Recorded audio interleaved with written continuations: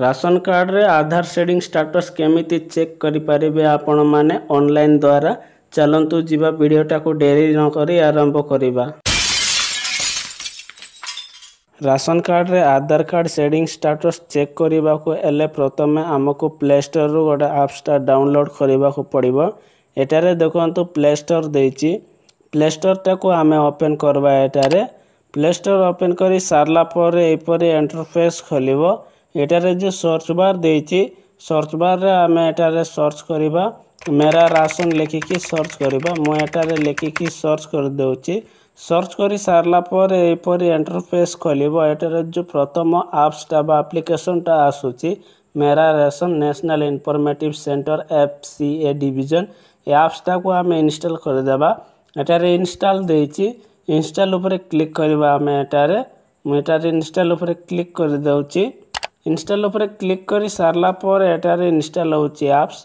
Install हे सारला पर एटारे देखंतु ओपन देइछि।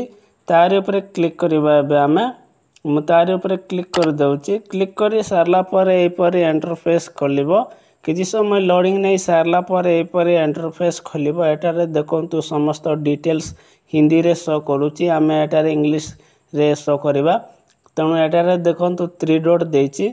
तारि ऊपर क्लिक करिबा। एटारे देखंतु बहुत सारा लैंग्वेज देइछि जेपर कि बेंगली, इंग्लिश, हिंदी, कन्नड़ा, मलयालम, पंजाबी, ओरिया मध्य देइछि। एटारे इंग्लिश ऊपर क्लिक करिबा। आमे एटारे मु इंग्लिश ऊपर क्लिक कर देउछि। क्लिक करी सारला पर एटारे देखंतु समस्त डिटेल्स एबे इंग्लिश रे शो करूछि।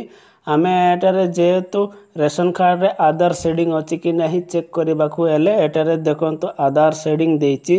आरि ऊपर क्लिक करिबा। एबे आमे एटारे क्लिक कर देउछि आधार सेडिंग ऊपर। क्लिक करी सारला पर एपरि इंटरफेस खोलिबो। एटारे देखंतु मेरा राशन लेखा आइछि। तळे देखंतु एटारे department of food and public distribution government of India लेखा आइछि। एटारे देखंतु चेक आधार सेडिंग देइछि। एटारे डेट एंड टाइम मध्य शो करूछि। एटारे देखंतु प्लीज सेलेक्ट ऑप्शन देइछि। एटारे रेशन कार्ड नंबर आ आधार नंबर देइछि।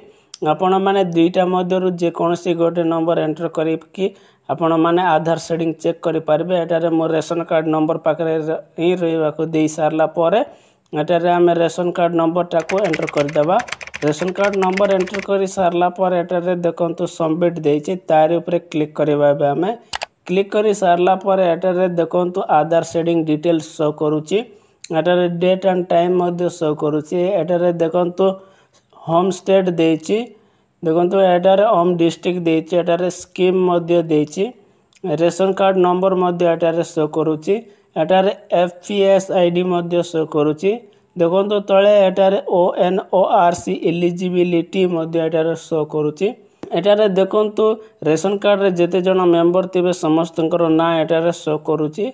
एटारे देखंतु आधार सेडिंग देइछि। एटारे समस्त रेशन कार्ड रो समस्त मेंबर करो आधार सेडिंग मध्य एटारे S शो करूछि। आपण माने देखि परुथिबे एटारे S शो करूछि। एटारे जदि आपणकर S शो करू नाही ताले आपण मानको रेशन मिलिबो नाही। तेबे एही परि आपण माने आपणकर रेशन कार्ड रे आधार सेडिंग डिटेल्स टाको चेक करि पारिबे ऑनलाइन द्वारा। आपण मानको जदि वीडियोटा भलो लागितिले लाइक करिवे, सांग मानको सहित शेयर करी जणाइबे। प्रथम थर जदि मो चैनल टाको विजिट करचंती ताले सब्सक्राइब करी बेल आइकन को प्रेस करि देबे। एमिति इन्फॉर्मेटिव वीडियो आपनको सर्वप्रथमे देखिबाकू मिलि पारिबो।